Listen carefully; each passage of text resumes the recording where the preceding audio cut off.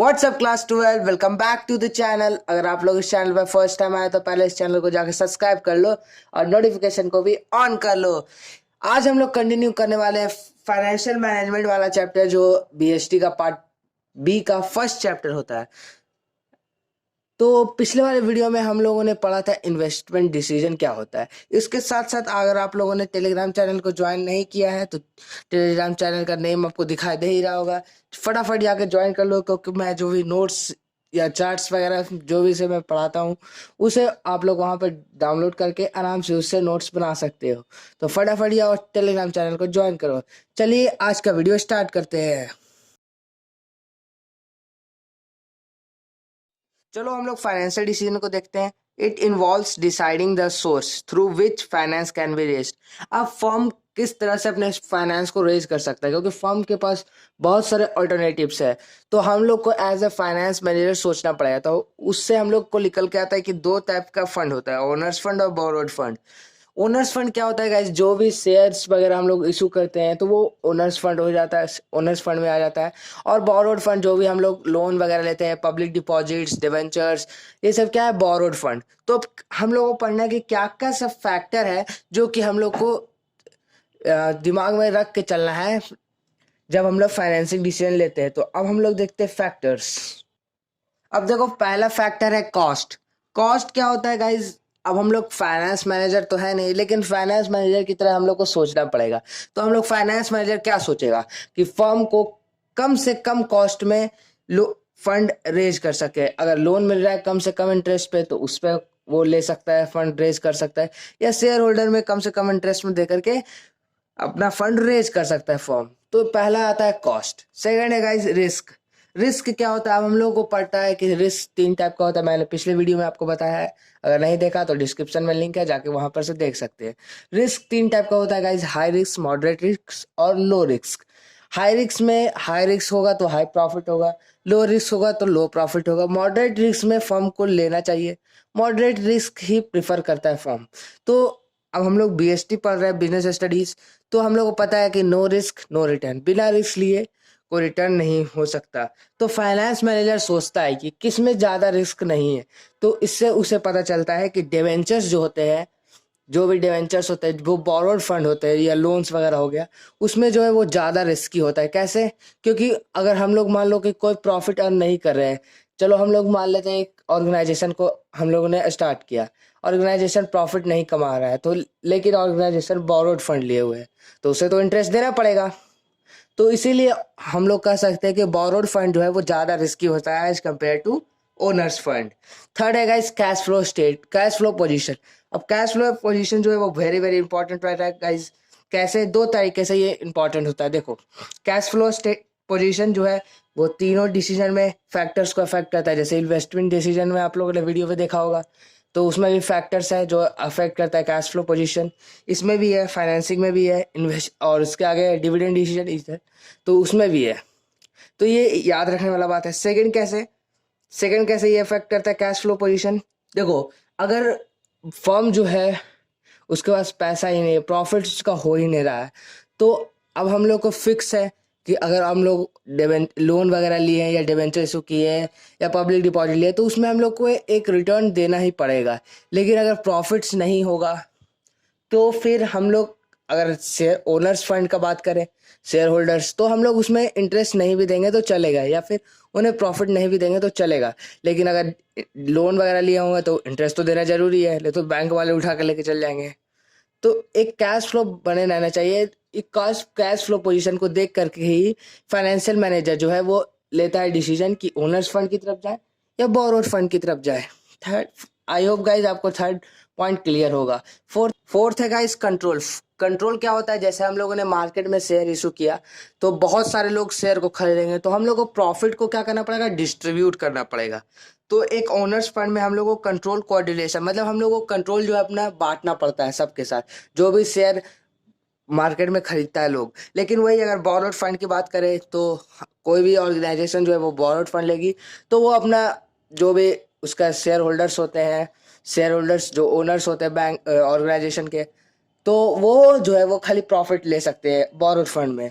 तो I hope guys fourth point आपको clear होगा। नेक्स्ट है गाइस फ्लोटेशन कॉस्ट। अब फ्लोटेशन कॉस्ट क्या होता है, जो जैसे अगर मान लो कोई भी ऑर्गेनाइजेशन ने अपना शेयर इशू किया मार्केट में, तो शेयर इशू करने के बाद उसे कुछ कॉस्ट देने पड़ते हैं, जैसे प्रोस्पेक्टस वगैरह देना पड़ता है मार्केट में कि हमारी कंपनी क्या बनाती है, हमारी कंपनी का प्रॉफिट मार्जिन कितना है, ये सब कुछ बेसिक से कुछ कॉस्ट है, जैसे अंडरराइटर्स आ जाते हैं फीस और भी प्रोस्पेक्टस। तो ये सब कुछ बेसिक सा कॉस्ट है जो कि देना पड़ता है ऑर्गेनाइजेशन को।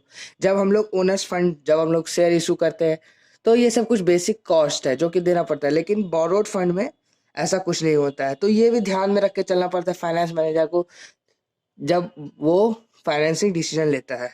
सिक्स है state of capital market, very very important. अब कैपिटल मार्केट किस दो तरीके से हो सकता है, एक होता है बूम, एक होता है रिसेशन। बूम पीरियड जो है वो ये होता है, बूम जो ऊपर वाला होता है, याद रखिएगा। नेक्स्ट है गाइस रिसेशन।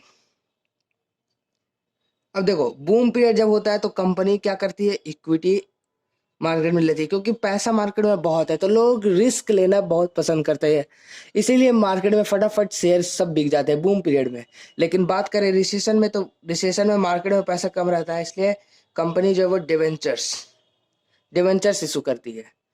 तो आई होप गाइज आपको पूरा फैक्टर्स जो है वो फाइनेंशियल डिसीजन का क्लियर होगा। नेक्स्ट टॉपिक की तरफ बढ़ते हैं गाइज, डिविडेंड डिसीजन। चलिए गाइज हम लोग नेक्स्ट टॉपिक की तरफ बढ़ते हैं। नेक्स्ट टॉपिक है डिविडेंड डिसीजन। अब फाइनेंशियल मैनेजर जो है वो डिसाइड करेगा कि हम लोग किस तरह से प्रॉफिट को डिस्ट्रीब्यूट करें, मतलब how much to distribute and how much to save, कितना डिस्ट्रीब्यूट करें और कितना जो है वो सेव करें फ्यूचर्स के लिए। अगर फ्यूचर में कोई ग्रोथ अपॉर्चुनिटी वगैरह दिखी तो उसमें उसे पैसा तो चाहिए, अगर ग्रोथ अपॉर्चुनिटी प्लान्स वगैरह दिखा तो उसके लिए पैसा तो चाहिए, तो उसके लिए हम लोग को सेव करना पड़ता है डिविडेंड को। अगर ग्रोथ अपॉर्चुनिटीज अगर नहीं है तो डिस्ट्रीब्यूट कर दो, गुडविल भी बनेगा अच्छा मार्केट में। तो ये सब बेसिकली कुछ डिसीजंस होते हैं, वही डिविडेंड डिसीजन में लेना पड़ता है फाइनेंस मैनेजर को या फिर कंपनी को। तो कुछ कुछ से फैक्टर्स है जो कि अफेक्ट करता है डिविडेंड डिसीजन को। तो फैक्टर्स पहला है अर्निंग। अर्निंग क्या होता है गाइस, देखो अगर हाई अर्निंग रहा तो हम लोग ज़्यादा डिविडेंड डिस्ट्रीब्यूट करेंगे, अगर लो अर्निंग रहा तो हम लोग सेव करेंगे, डिविडेंड को कम देंगे। तो बेसिकली अर्निंग जो बहुत ईजी है, हाई अर्निंग हाई डिविडेंड मतलब पेड डिविडेंड, लो अर्निंग तो लो डिविडेंड अनसेव। सेकंड है गाइस ग्रोथ अपॉर्चुनिटी। अभी मैंने आपको बताया कि अगर कंपनी को फ्यूचर में कोई ग्रोथ अपॉर्चुनिटी दिख ही नहीं रही है तो सब पैसा डिस्ट्रीब्यूट करो डिविडेंड के फॉर्म में। तो ग्रोथ अपॉर्चुनिटीज ये होता है। थर्ड है टैक्सेशन पॉलिसी। अब देखो गाइस, अगर कंपनी डिविडेंड देती है तो उस पर उसे कुछ टैक्सेस देने होते हैं। अगर टैक्सेस जो है वो हाई रहा तो वो डिविडेंड कम देती है, और वही अगर टैक्सेस अगर लो रहा तो वो डिविडेंड ज़्यादा देती है। तो इसी को हम लोग टैक्सेशन पॉलिसी करते हैं। वेरी वेरी इंपॉर्टेंट होता है guys. Fourth, stock market reaction. अभी मैंने आपको बताया कि अगर कंपनी को फ्यूचर में कोई प्लान्स दिख ही नहीं रहते, अच्छा कोई स्टॉक मार्केट अच्छा दिखाई नहीं दे रहा है, कोई फ्यूचर इन्वेस्टमेंट अच्छा दिखाई नहीं दे रहा है, तो वो सारा डिविडेंड जो है वो डिस्ट्रीब्यूट कर देगी, जिससे उसे स्टॉक मार्केट में गुडविल भी बढ़िया मिलेगा, पर शेयर उसका दाम बढ़ेगा भी, शेयर्स का दाम उसका। तो ये था स्टॉक मार्केट रिएक्शन जो होगा। फिफ्थ है cash flow position. Very very important guys, तीनों डिसीजन में पढ़ने का है, फाइनेंशियल, डिविडेंड और इन्वेस्टमेंट। कैश फ्लो पोजीशन क्या होता है, अगर कंपनी को डिविडेंड देना होता है तो उसे कैश नहीं देना पड़ता है, और अगर कंपनी में कैश रहा ही नहीं, कैश का फ्लो हुआ ही नहीं, तो हम लोग डिविडेंड कहाँ से देंगे। इसलिए फाइनेंशियल मैनेजर इंश्योर करता है कि कंपनी में कैश है कि नहीं। तो ये थे कुछ बेसिक से मोस्ट इंपॉर्टेंट फैक्टर्स जो कि याद रखने हैं आपको डिविडेंड डिसीजन में। अब हम लोग बढ़ते हैं आगे नेक्स्ट टॉपिक की तरफ। अब हम लोग का नेक्स्ट टॉपिक है guys, very very important, financial planning. अब देखो ये दो वर्ड से मिलकर बना है, फाइनेंशियल एंड प्लानिंग। प्लानिंग क्या होता है, डिसाइडिंग इन एडवांस। हम लोग कोई भी चीज़ का, आप लोग भी प्लान करते होंगे कि कोई पिकनिक जाना है या फिर किसी का बर्थडे है, तो बर्थडे में हम लोग प्लान करते हैं कि कितने फ्रेंड्स आएंगे, कितने रिलेटिव्स आएंगे, क्या क्या अरेंजमेंट होगा, कब केक कटेगा। ये सब क्या है, प्री प्लान, पहले से ही हम लोग प्लान कर लेते हैं। बच्चे लोग पहले से ही प्लान कर लेते हैं कि क्या क्या हम कब कितना बजे केक काटेंगे, किसको किसको बुलाना है। तो ये सब क्या है, प्लानिंग है। तो फाइनेंशियल प्लानिंग का हम लोग डिफिनेशन क्या होता है guys, it means deciding in advance. Advance में हम लोग डिसाइड करेंगे, ओके प्लानिंग हम लोग कर रहे हैं। हाउ मच टू स्पेंड, हम लोग कितना खर्चा करेंगे। ऑन व्हाट टू स्पेंड, किस पर खर्चा करेंगे, मशीनरी पे, लेबर पे, according to the fund at your disposal, मतलब फंड के अनुसार ही हम लोग को खर्चा करना है।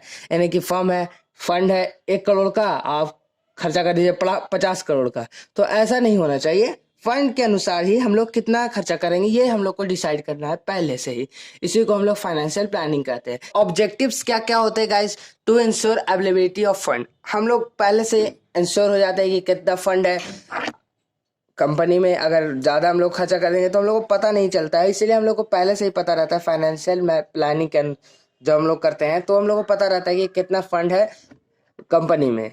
सेकेंड है guys, to see that firm doesn't raise resources unnecessarily. अगर फाइनेंशियल प्लानिंग अगर नहीं हो तो फर्म जो है वो ज़्यादा रिसोर्सेज का वेस्टेज करेगी, तो एक्सेस फंड जो है वो बैड होता है।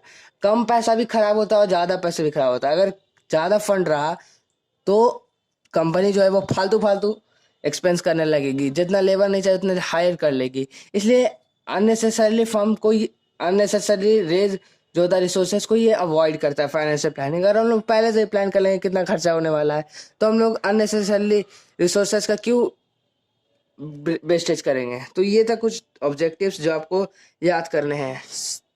Very very important, importance financial planning, very very important. First है guys, help in avoiding business shocks and surprises. पहले जो है वो फाइनेंशियल प्लानिंग जो हम लोग पहले से डिसाइड कर लेते हैं क्या करने वाले हैं हम लोग फ्यूचर में, तो ये जो है वो बिजनेस सरप्राइजेस जो भी बड़े बड़े एक्सपेंसेस होते हैं उन सबको हेल्प करता है अवॉइड करने में, क्योंकि हम लोग को पहले से ही पता है कि ये एक्सपेंस तो होना ही है। तो ये कुछ हेल्प करता है अवॉइड करने में बिजनेस सरप्राइजेस एंड शॉक्स को। सेकेंड है guys, proper utilisation of finance. हम लोग पहले से ही एक माइंडसेट बना लेंगे, एक ब्लूप्रिंट कर लेंगे कॉपी पेन पे, तो हम लोग एक प्रॉपर यूटिलाइजेशन ऑफ फाइनेंस कर सकते हैं। मतलब हम लोग को पहले से पता है कि इतना ही खर्चा होने वाला है, तो हम लोग उस पर एक प्री प्लान तैयार करेंगे जिससे हम लोग प्रॉपर यूटिलाइजेशन ऑफ फाइनेंस कर सकते हैं। थर्ड है, link present with future. Planning जो है वो प्लानिंग लिंक करता है प्रेजेंट को फ्यूचर से। कैसे? हम लोग पहले से ही प्री प्लान हो जाते हैं कि कितना हम लोग को खर्चा होना है, तो हम लोग को फ्यूचर्स में कुछ, तो एक तरह से हम लोग कह सकते हैं कि फ्यूचर में हम लोग को कुछ ज़्यादा खर्चा नहीं होता, प्लान पहले से ही है सब चीज़।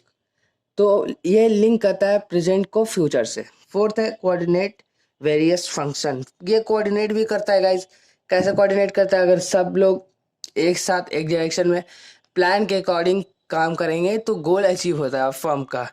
लेकिन इसी को हम लोग फाइनेंशियल प्लानिंग से कोऑर्डिनेट फंक्शन कर सकते हैं, क्योंकि सब लोग को पहले से ही पता है कि कितना एक्सेस होगा, एक्सपेंस होगा, कितना हम लोग को करना है, कैसे करना है, सब पहले से ही डिसाइड है, किस पर स्पेंड करना है फंड को। तो ये सब कोऑर्डिनेट से ये फंक्शन जो है वो परफॉर्म होता है। तो ये था गाइज इस वीडियो का लास्ट टॉपिक।